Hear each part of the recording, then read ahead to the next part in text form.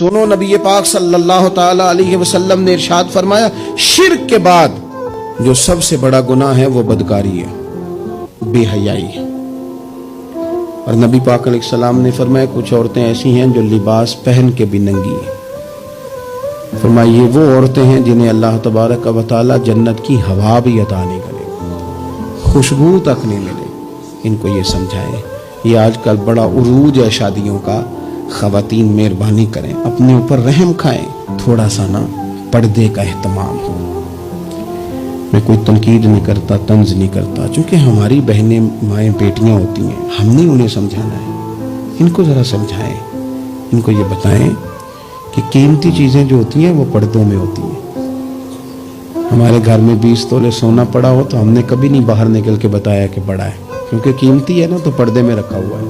اس کی چابی کا بھی ہم خیال رکھتے ہیں کہ کہیں گم نہ ہو جائے۔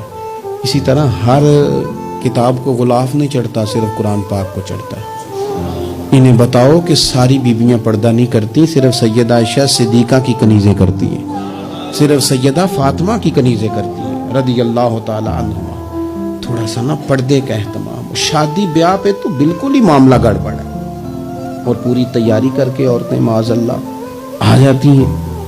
اور یہ تو روکنا ہے ان کے ورثاء نے، ان کے جو ولی ہیں۔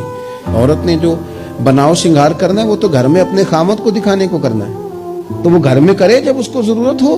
لیکن اس طرح سے لے کر کے اس کو بیاہ میں جانا، شادی میں جانا، مہندی کی تقریب میں جانا، یہ نہ عقلاً ٹھیک ہے، نہ نقلاً ٹھیک ہے، نہ تہذیب کے طور پر ٹھیک ہے، نہ سوسائٹی میں مہذب لوگ اس طرح کا کوئی کام کرتے ہیں۔